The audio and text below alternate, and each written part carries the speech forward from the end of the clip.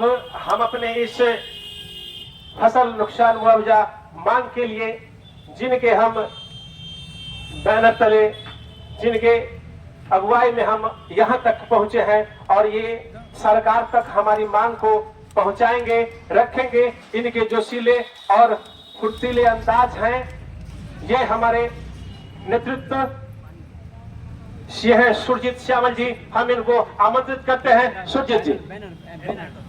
आशीष banner को थोड़ा धन्यवाद साथी आशीष बाबू। सभा के अध्यक्ष महोदय, हमारे बैठे हुए सभी साथी, किसान साथी, महिला साथी, यहाँ पे हम लोग आए हैं यहाँ के प्रशासन को एक संकेत देने, एक वार्निंग देने कि पिछले तकरीबन 2 वर्षों से किसानों का जो नुकसान हो रहा है, यहाँ का जो प्रशासनिक अधिकारी है वो गोल मटोल लिख कर के ऊपर भेज देता है, जिसकी वजह से किसानों को मुआवजा नहीं मिलता है। अभी इस वर्ष गेहूं का फसल खेतों में लगा हुआ था, हमारे सामने हमने देखा कि 4 दिन आंधी बारिश शुरू होता है, कब? जब किसान अपने खेत में उसको कटनी के लिए जाते हैं। यहाँ का जो प्रशासनिक अधिकारी है कोई उनसे बात करने नहीं जाता है, कोई उनको पूछने नहीं जाता है, उनका नुकसान कितना हुआ इसका कोई आकलन करने नहीं जाता है। उसके बाद जब हम किसानों से मिलते हैं, उनके बीच जाते हैं, पता चलता है कि उनका गेहूं पूरा का पूरा बर्बाद हो गया, मकई का नुकसान हो गया, लेकिन वो अपनी बात किसको कहें? यहाँ के जो मंत्री विधायक हैं वो अपने कामों में लगे हुए हैं, उनका काम गली गली में जा करके अठजाम और जग करवाना है। यहाँ धरातल पे कोई काम नहीं हो रहा है। अगर उनके पास जग के लिए जाइएगा तो 2-4 हजार रुपया, 50,000, 1 लाख रुपया आपको राशि दे देंगे, लेकिन आपके मेहनत का जो फसल है वो नुकसान हो रहा है, उसके ऊपर एक लाइन ना तो बोलेंगे और ना ही प्रशासन के अधिकारी से सवाल पूछेंगे। हमारे सामने 10 तारीख को, 12 अप्रैल को, 14 अप्रैल को और 17 अप्रैल को 4 दिन भारी आंधी बारिश हुआ है आपके खेतों के अंदर, जिससे आपका फसल नुकसान हो गया। और इसके लिए हमने सरकार से मांग दिया, 16 अप्रैल को अल्टीमेटम दिया कि किसानों को मुआवजा मिलना चाहिए, और भी हमने मांग दिया है, जिसको हम एक एक करके आपको बताएंगे।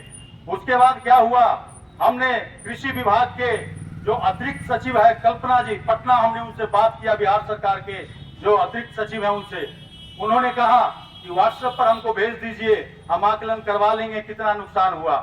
हालांकि जो 16 तारीख को भेजा, उसके बाद हमने यहाँ कृषि के अनुमंडलाधिकारी हैं, यानी कि कृषि अनुमंडलाधिकारी जो है आपके पटोरी ब्लॉक में बैठते हैं, जिनके अंदर में अभी आपका 3 ब्लॉक है, जहाँ की आपके बीओ बैठते हैं, जो आपका खेती से संबंधित जो भी आपका कार्रवाई है उनको करना है। उन्होंने बताया, काफी खेदजनक है, उन्होंने बताया कि पहला जो 2 बारिश हुआ है उसमें 0 नुकसान दिखाया गया है। अब ये देखिए, 16 तारीख को अगर हम अल्टीमेटम नहीं देते सरकार को, तो फिर से जो 2 बारिश हुआ उसको भी ये 0 लिख देते, यानी कि 0 नुकसान। अब 0 नुकसान किसको कहते हैं, ये बहुत समझने की बात है। उन्होंने जो बताया, उन्होंने ये बताया कि 33% से अगर कम नुकसान है उसको सरकार क्या आकलन करती है कि 0 नुकसान हुआ।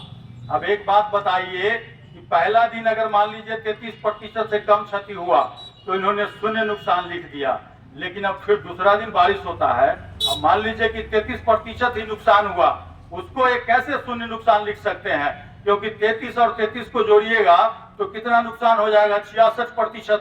अरे नहीं, 66% होगा, 40% ही हुआ ना 2 दिन मिला करके। 2 दिन मिला करके अगर 40% ही हुआ तो इनके 33 के आंकड़ा को तो पार कर गया, तो 0 नुकसान कैसे हुआ? इससे साफ साफ तय है, यहाँ नेता और पदाधिकारी का गठजोड़ चल रहा है। वो चाहते हैं, वो कागज पर ये दिखाना चाहते हैं कि पूरे देश के अंदर, पूरे राज्य के अंदर, क्योंकि बीजेपी से संबंधित सरकार है, यहाँ जदयू का सरकार है, तो लोग खुशहाल हैं, ऐसा कागज पे दिखाना चाहते हैं। ऐसा दिखाना चाहते हैं कि किसी किसान का कोई नुकसान नहीं हुआ है, और जब किसान का नुकसान नहीं हुआ है तो फसल का मुआवजा कैसे मिलेगा? तो इसी के लिए हमने क्या किया, पूरे एरिया में सांकेतिक रूप से, हालांकि एक एक व्यक्ति तक हमारे बस का नहीं था कि हम पहुंच सके, लेकिन फिर भी हमने कोशिश किया, अलग अलग क्षेत्रों में जाकर के किसानों से बातचीत किया, बातचीत करने के बाद उनका हस्ताक्षर कराया।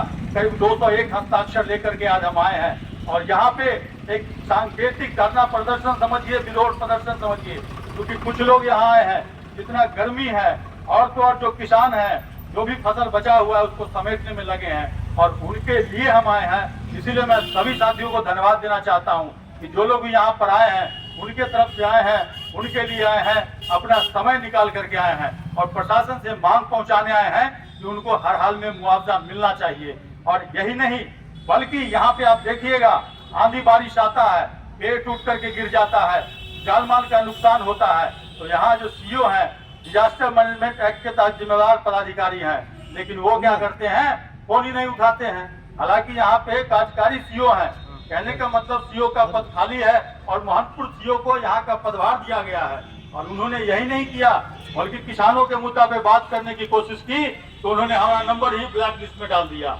जबकि ये सोचिए यहाँ पर सीओ के पदाधिकारी सीओ साहब हैं, यहाँ पे जो एसडीओ साहब हैं उनका मोबाइल नंबर है, पता नहीं अभी छुट्टी में है कि छुट्टी से आ गए, लेकिन जिनको उनका कार्यभार दिया गया उनको फोन उठाना चाहिए कि नहीं उठाना चाहिए? उठाना चाहिए ना, जबकि फोन नहीं उठाया जा रहा है। अब ये सोचिए ऐसे में जिसके लिए आपको यहाँ बैठाया गया है अपनी पीड़ा वो कैसे आपको बताएगा, आपको सूचित करेगा कि हमारे घर पे पेड़ गिर गया है, हमारा जानवर मर गया है, तो ऐसे में उनको सुनना चाहिए कि नहीं सुनना चाहिए? अब जब फोन ही नहीं उठाएंगे, नंबर ब्लैक लिस्ट में डाल देंगे, तो ऐसे में किसी के आप बात ही नहीं सुन पाएंगे, किसी को मुआवजा नहीं मिल पाएगा और तो और लोग के जान माल का भी नुकसान हो जाएगा। तो इसी के लिए हम यहाँ पे आए हैं। हमारा जो 4 मांग है उसको मैं थोड़ा सा बताना चाहूंगा। सबसे पहले आप लोग देखते होंगे नेशनल डिजास्टर मैनेजमेंट एक्ट के तहत एक मैसेज आपके मोबाइल पे आता है, अगर बारिश होना रहता है तो एक मैसेज आता है, जो मैसेज आपको बारिश के 3 घंटा 4 घंटा पहले आना चाहिए, जिससे कि कम से कम आप अपना जो भी नुकसान होने वाला सामान है उसको अंदर कर लीजिए, अगर अनाज बाहर में रखा हुआ है तो उसको ढक लीजिए। तो हमने यही मांग किया है कि तीनों ब्लॉक में प्रशासन स्तर पर अगर इस तरह का मैसेज आता है तो थोड़ा सा माइकिंग करवा देंगे तो लोगों को इसकी जानकारी हो जाएगी और वो अपने फसल नुकसान से बच सकते हैं। यही नहीं बल्कि अगर बीच में बारिश हो रहा है तो किसानों को जाकर के पॉलिथीन मुहैया कराना किसका काम है? तो यहाँ के सीओ का काम है। लेकिन अगर सीओ किसी का नंबर ब्लैक लिस्ट में डाल देंगे या किसी का फोन नहीं उठाएंगे तो कैसे काम चलेगा? काम चलेगा क्योंकि उनको जो सैलरी दिया जा रहा है, आपके टैक्स के पैसे दे रहे हैं, कल को अगर खेतों में गेहूं नहीं उपजाएगा, खर्च नहीं होगा आपका पैसा, आप सामान नहीं खरीदेंगे, टैक्स नहीं होगा तो उनको सैलरी मिल जाएगा? नहीं मिलेगा। तो इसके लिए हमारा दूसरा मांग वही है। तीसरा मांग है कि जो जान माल का नुकसान हो गया है, किसी की मौत इस आपदा में हो गई है, उसको 4 लाख का मुआवजा मिले, जो कि सरकार की तरफ से तय किया हुआ है। किसको मिलता है नहीं मिलता है मुझे कोई नहीं पता। और तो और अगर कोई घायल हो गया है तो उसके लिए 2 लाख देने की व्यवस्था है, वो दिया जाए लोगों को। और तो और जिनका भी 4 दिन के बारिश में फसल का नुकसान हुआ है उसका आकलन करके उनको दोगुना मुआवजा मिलना चाहिए। और अगर किसी किसान ने बैंक से लोन लिया है खेती को लेकर के तो उनका जो लोन है वो माफ किया जाना चाहिए। इन्हीं मांगों के साथ सरकार को हमने पहले भी अल्टीमेटम दिया है और अभी भी जो आपका हस्ताक्षर है वो करवा करके हम सरकार को भेज रहे हैं। हालांकि उम्मीद है कि जो आपका नुकसान हुआ, 2 बारिश हुआ, उसमें इन्होंने 0 लिख दिया है, उसको भी जांच कराने की मांग कर रहे हैं कि भैया 0 कैसे लिख दिया।